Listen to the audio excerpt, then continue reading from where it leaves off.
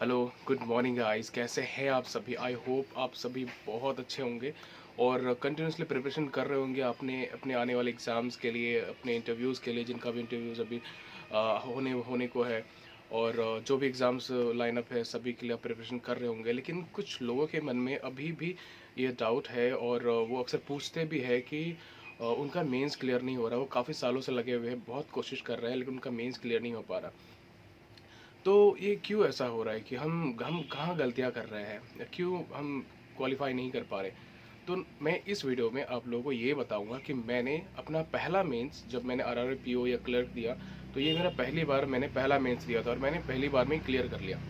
तो मैंने वो क्या स्ट्रैटेजी अपनाई थी और मैंने कैसे क्लियर किया, कहाँ से रिसोर्सेज मैंने लिए और क्या तरीका था, ए टू जेड मैं सब कुछ आपके साथ शेयर करने वाला हूँ। ओके। तो फर्स्ट ऑफ ऑल जो मैंने प्रिपरेशन किया था अपना स्टार्ट, वो मैंने अक्टूबर मंथ 2022 को, सॉरी 2021 को मैंने अपना प्रिपरेशन स्टार्ट किया था। और मैंने लगभग देखा जाए तो एक साल के अंदर ही मैंने अपना मैंने 5 प्रीलिम्स क्वालिफाई किए और अभी मैंने 2 मेंस भी क्वालिफाई कर लिया है।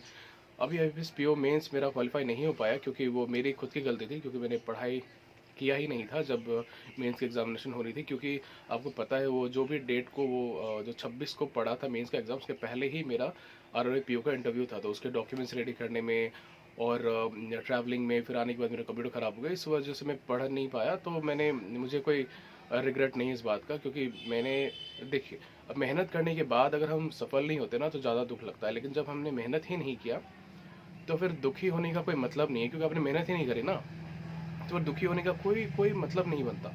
तो ठीक उसी तरह मैं बताऊंगा कि कैसे आप मेंस क्लियर कर पाएंगे। तो सबसे पहले क्या कीजिए, अब अगर बिगिनर्स जो है उनके लिए भी, जो थोड़ी बहुत इंटरमीडिएट लेवल पर है उनके लिए भी, तो सबसे फर्स्ट ऑफ ऑल आप क्या कीजिए कि आपको पता है आप मेंस प्री आप क्लियर कर पा रहे हो, मतलब आप कहीं ना कहीं बहुत बड़ी भीड़ से आप आगे हो, मतलब आप कहीं ना कहीं आपको बेसिक्स का नॉलेज है। लेकिन आप मेंस क्वालिफाई क्यों नहीं कर पा रहे? क्योंकि उसका मेन रीज़न है कि हम हमेशा प्री का ही तैयारी कर रहे हैं। क्योंकि अभी सामने अगर देखा जाए तो जैसे ही आरआरबी पीओ का मेंस हुआ था, उसके बाद ही कुछ टाइम बाद उसका रिजल्ट आया। रिजल्ट आने के कुछ टाइम बाद फिर जब इंटरव्यू का डेट अनाउंस हो गया, फिर उसके बाद कुछ उसी बीच में ही आरआरबी ये एसबीआई क्लर्क का डेट भी उसी में ही आ गया था। और कुछ कुछ लोगों का तो ऐसा भी था कि वो आरआरबी पीओ साथ में एसबीआई क्लर्क दोनों का एग्जाम सेम डेट में पड़ गया था। बहुत मुश्किल हुई थी कुछ लोगों को। हालांकि वो मैनेज हो गया उनका, या फिर कुछ लोगों ने तो एग्ज़ाम छोड़ दिया, जो उनको लगा कि कौन सा उनके लिए प्रायोरिटी है, उन्होंने उनको ज़्यादा फोकस किया, बाकी वो छोड़ दिया। तो अभी आते हैं कि हम ज़ीरो से कैसे स्टार्ट कर सकते हैं। तो सबसे पहले जब भी आप प्रिपरेशन स्टार्ट करेंगे, तो उसमें पहले तो आपको कुछ आइडिया होगा नहीं। तो सबसे पहले आप करेंगे क्या कि सबसे पहले आप प्री का ही पूरा प्रिपरेशन कीजिए, स्टार्ट कीजिए, पूरा बेसिक सीखिए। मैं उसके लिए बात कर रहा हूँ जो बिगिनर है, मैं अभी इंटरमीडिएट वालों के लिए भी आऊँगा। तो पहले बिगिनर के लिए बात कर रहा हूँ कि सबसे पहले आप प्री की तैयारी कीजिए, 1 महीना 2 महीना जो आप प्रिपरेशन कर सकते हैं। आप यूट्यूब में आपको फ्री वीडियोस मिल जाएंगे, आप रोज़ रोज़ प्रैक्टिस करेंगे, आपको इतना आइडिया लग जाएगा कि क्वेश्चन फ्रेम कैसे होते हैं, तो आपको प्री आपका ना यूट्यूब से निकल जाएगा। ठीक है। उसके बाद जब आती है मेंस, जब आपको पता चल गया कि प्री में कैसे क्वेश्चन फ्रेम होते हैं और कैसे सवाल आते हैं, आपने मॉक लगाए, आपकी एक्यूरेसी ठीक है, भले स्पीड थोड़ी कम है, उसके लिए भी बताऊंगा। तो अभी आप क्या है कि अभी आप प्री के लिए तैयार हो, बस आपको स्पीड बढ़ानी है। तो अभी आप क्या करो ना, जब आपको पता हो जाए कि आपका पूरा बेसिक्स क्लियर हो चुके हैं, आपने पढ़ाई वढ़ाई कर ली, बेसिक क्लियर हो गया, क्योंकि बेसिक्स अगर क्लियर नहीं होंगे ना तो मेंस आपका नहीं निकलेगा। सबसे ज़रूरी है बेसिक्स है, स्पीड बाद में आ जाएगी, पहले अभी एक्यूरेसी पे ध्यान दीजिए, स्पीड आ ही जाएगी। उसके बाद फिर आप क्या कीजिए, एक बार जब प्री के लिए तैयार हो गए, उसके बाद प्री को छोड़िए। प्री जिस दिन एग्ज़ाम होगा, जब जिस दिन का डेट होगा आपका एग्जामिनेशन का, उसके ठीक 10 दिन पहले या 15 दिन पहले आप भर भर के मॉक लगाइए, 3 लगाइए, 4 लगाइए हर दिन मॉक। और बाकी टाइम में उसको एनालिसिस कीजिए, कंप्लीट एनालिसिस कीजिए कि जो भी क्वेश्चंस आपने बनाए, मैथ के कुछ कुछ जो है ना अर्थमेटिक के क्वेश्चंस होते हैं, वो कैसे आपने बनाए और वो किस तरह से सॉल्व करने से और जल्दी बन सकता था, वो सब तरीका आप देखिए। उसके बाद रीजनिंग में भी हो सकता है कि आप पजल बनाने बैठे थे, लेकिन हो सकता है कि वो पजल किसी दूसरे तरीके से और 1 मिनट पहले बन जाता।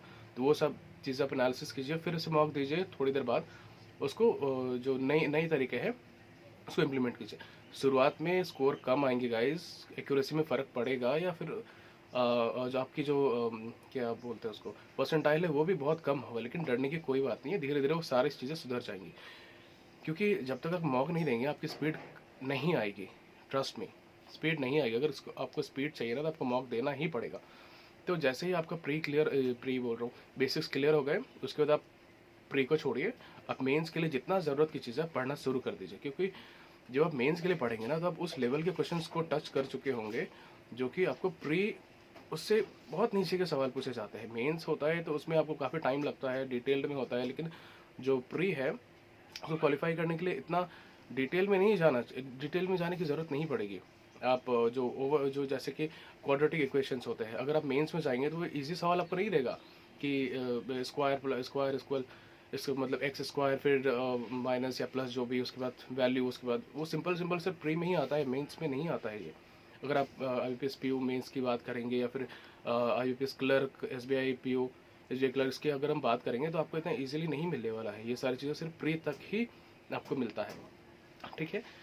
तो जब आपका पूरा बेसिक्स क्लियर हो जाए, बेसिक्स क्लियर होने के बाद आप सिर्फ मेंस पे फोकस कीजिए। जहाँ से भी आपको रिसोर्सेस उठाने हैं आप रिसोर्सेस उठाइए। कुछ कुछ चैनल्स है जैसे कि बैंकर्स वे चैनल है, फिर अंकुश लांबा सर है, फिर हर्ष अग्रवाल सर का चैनल है, फिर पुनीत सर का चैनल है, या फिर जो जो भी वो चैनल रन करता है Dot247 के शांतनु सर है, वो भी पढ़ाते हैं, मैथ बहुत अच्छे पढ़ाते हैं। तो उन सारे वीडियो जहाँ से आपको रिसोर्सेस मिल रहा है, फ्री रिसोर्सेस आप उठाइए। अगर नहीं मिल रहा तो गूगल में सर्च कीजिए, वहाँ से उठाइए, उसको सॉल्व कीजिए। जितना हो सकता है मेन के क्वेश्चन सॉल्व कीजिए और अब उसी में लगे रहिए। जैसे ही प्री का डेट आएगा, मान लीजिए किसी का आपको प्री क्वालिफाई करना है, प्री का डेट आएगा, उसके बाद आप उसका मॉक स्टार्ट कीजिए रेगुलर। उसके बाद आपको प्री इजीली चुटकियों में निकल जाएगा। जब मैंने SBI क्लर्क का जो प्री है वो क्लियर किया था, ट्रस्ट मी मैंने 1 महीना तक पढ़ाई नहीं करी थी। उसके पहले जैसे मेरा 19 नवंबर को मेरा SBI क्लर्क का प्री था, और उसके पहले बताया ना कि मेरे पेपर वर्क की वजह से मैं कर नहीं पाया, पढ़ाई कर नहीं पाया, फिर इंटरव्यू प्रिपरेशन में लग गया, फिर मेरे को ट्रैवलिंग का भी टाइम लग गया, इन सब वजह, और वापस आया तो कंप्यूटर भी ख़राब, तो इस वजह से मैं पढ़ाई बिल्कुल नहीं कर पाया। बट फिर भी मैं क्वालिफाई कर पाया। क्यों? क्योंकि मेरे बेसिक्स क्लियर थे। वही चीज़ आपको भी करना है कि आप बेसिक्स क्लियर कर लो। मेंस का क्या है, मेंस एक बार आपका बेसिक्स क्लियर हो गया ना, उसके बाद आप प्री तो यूं ही निकल जाएगा। और उसके बाद क्या है कि आप जैसे ही प्री हो जाए, प्री का एग्ज़ाम ख़त्म हो जाए, उसके बाद उसके अगले ही दिन रेस्ट करो। मतलब उस दिन आप ठीक है अपने एग्ज़ाम दिया, थक के आए होगे, रेस्ट करो, उसके अगले दिन से लग जाओ। मेंस के जितने प्रैक्टिस क्वेश्चन है सारे उठाओ, अलग अलग सोर्सेज। कोई ज़रूरी नहीं है कि आप SBI अगर आपको क्लर्क का देना है तो आप PO के क्वेश्चन सॉल्व नहीं करो, आप सॉल्व करो। जो जो जितना क्वेश्चन आप सॉल्व हो रहे हैं आप सॉल्व कीजिए। हर एक टॉपिक पे लगभग 100 क्वेश्चन या 200 क्वेश्चन, जितना आपसे बन पाए उतना बनाइए। ट्रस्ट मी, मेंस भी निकलेगा। और ये तो हो गया इसके रीजनिंग के लिए, मैथ्स के लिए, ये सारे प्रैक्टिस पर ही है। रही बात GA के लिए प्रिपरेशन कहाँ से करें, तो अड्डा 247 में आशीष गौतम सर है, वो GA पढ़ाते हैं। आप सुबह सुबह उनका सेशंस आता है, तो मैं तो बोलूँगा आप सुबह लाइव सेशन ना देख करके आप उसको बाद में देखिए। आपका जो भी है, मैं जैसे कि उनके सेशंस बाद में देखता था क्योंकि लाइव में बहुत टाइम लग जाता है, तो मैं बाद में देखता था। 2x में लगा करके मैं उसको चलाता था और फटाफट मैं अपने सेशंस को कंप्लीट कर लेता था। और इंग्लिश के लिए भी मैं वही जो सर है अड्डा 247 में जो एडिटोरियल पढ़ाते हैं, मैं उनसे ही अपना एडिटोरियल पढ़ता था। लेकिन वो भी बाद में करता था क्योंकि स्टार्टिंग बहुत सारे अपने प्रोडक्ट के बारे में बताते होते काफ़ी टाइम लग जाता है, तो मैं उसको बाद में आराम से 2x में लगा के उसको जल्दी जल्दी कर लेता था, खत्म। अब उसके बाद क्या, उसके बाद ऐसा नहीं कि सिर्फ सेशन देखा काम खत्म, नहीं, आपको रिवीजन भी करना पड़ेगा। जो कि बाद में जब भी टाइम मिले आप फ़ोन खोलिए। मैं क्या करता था, जब भी देखता था स्क्रीनशॉट लेता था, जब भी टाइम मिलता था मैं फ़ोन को खोला जल्दी से, जितना जल्दी होगा। क्योंकि क्या होता है ना, जब आप जितनी बार आप उसको देखेंगे उतना जो माइंड में रिकॉल होगा ना वो जल्दी होगा। तो वही करता था। उसके बाद जितने भी डेटा बेस्ड जितने भी जो GA के क्वेश्चंस होते हैं, जैसे कि मान लीजिए CPI के लिए हो गया, या फिर वो GST के लिए हो गया, जो भी डेटा, या फिर किसी ने जैसे कि फाइनेंशियल ईयर का जो ग्रोथ है वो प्रिडिक्ट किया है, या क्या अनुमान है RBI का, वो सारे जो भी डेटा है उसको आप एक लिस्ट बना लीजिए, अपना एक्सेल शीट में बना लीजिए। उसको हर दिन अपडेट करते रहिए और रेगुलर उसको भी देखते रहिए। मैं क्या कर रहा था, गूगल शीट है ना, तो उसमें उसको बना के रखा था। उसका एक्सेस मुझे फ़ोन पे भी था, तो मैं जब चाहूँ उसको वो देख सकता था। तो वैसे करके चीज़ें बना के रखा था ताकि मेरे को आसानी हो। जब मेरे को डाउट लगे मैं उसको देख लूँ। और वहाँ पे जो डेज़ है आजकल, वैसे हालांकि डेज़ पूछे नहीं जाते, इंपॉर्टेंट डेज़ जो हर मंथ के आते हैं, लेकिन फिर भी रेडी करके रखिएगा तो ज़्यादा अच्छा होगा। और हाँ, जितने भी जो स्टैटिक क्वेश्चन है GA के, उसको तो आप रट के रखें। मतलब वो वन टाइम इन्वेस्टमेंट है, एक बार रेडी हो गया ना फिर उसके बाद कोई प्रॉब्लम होगी नहीं उसमें। आप हमेशा बस उसको रिवीजन कर रहे, 1-2 बार आप बाद में रिवीजन करेंगे, उसके लिए इनफ होगा उसको क्लियर करने के लिए। तो ये तो हो गई 3 चीज़ें। और इंग्लिश की तो बस रीडिंग ज़रूरी है आपको। मैं ग्रामेटिकल जो क्वेश्चंस होते हैं ना वो ज़्यादा आते नहीं है मेंस में क्या प्री में भी कम ही आते हैं। आपने ध्यान दिया होगा, मुश्किल से 5 या 10 क्वेश्चन ही ज़्यादातर आते हैं जो ग्रामर बेस्ड होता है। मेनली ना आपका रीडिंग बेस्ड होता है, मतलब आप वर्ड्स को कितने अच्छे से समझ पा रहे हैं, सेंटेंस कितने अच्छे से समझ पा रहे हैं, वो ज़्यादा फोकस करता है बैंकिंग एग्जाम। तो आप एडिटोरियल के थ्रू या फिर जहाँ से भी आप सीखना चाहें, आप जितनी ज़्यादा वोकैबुलरी को अपने ज़्यादा सीखेंगे वो आपके लिए बेनिफिट करेगा, क्योंकि प्री तो आपका निकल जाएगा, लेकिन मेंस में बिना जो वोकैबुलरी है उसके बिना इंग्लिश निकलेगा नहीं, क्योंकि वहाँ बहुत नए नए वर्ड्स पूछे जाते हैं, बहुत टफ कुछ वर्ड्स भी पूछे जाते हैं। तो ज़रूरी है आपका कि वोकैबुलरी में पकड़ बहुत अच्छी हो। ये 3 चीज़ें हो गई। अब बस और रही बात कंप्यूटर की, जिनको आरआरबी ज्वाइन करना है उनके लिए तो कंप्यूटर एक एक्स्ट्रा पेपर आ जाता है। तो उनके लिए बस आप 1 महीने पहले से आराम से देखना स्टार्ट करो, जितने भी पुराने क्वेश्चन है सबको उठाओ, कुछ ऑली बोर्ड के भी शायद जो रिसोर्सेस है वहाँ से 1000 क्वेश्चन मिल जाएंगे, आप उसको उठाओ, उसको रट लो, काफ़ी होगा आपके 40 में से 20 मार्क्स तो आराम से आ ही जाएंगे। मेरा बैकग्राउंड कंप्यूटर फील्ड का था, तो इसलिए मुझे ज़्यादा परेशानी नहीं हुई। मैं मुश्किल से 3 से 4 दिन ही पढ़ा था उसको। तो मेरा जितना मार्क्स मेरे को चाहिए थे, मेरे को 20 मार्क्स शायद आए थे, 21 मार्क्स, वो काफ़ी थे मेरे को। ठीक है गाइस, इतना ही था। अभी कोई भी डाउट हो तो आप पूछिएगा मुझे कमेंट सेक्शन में।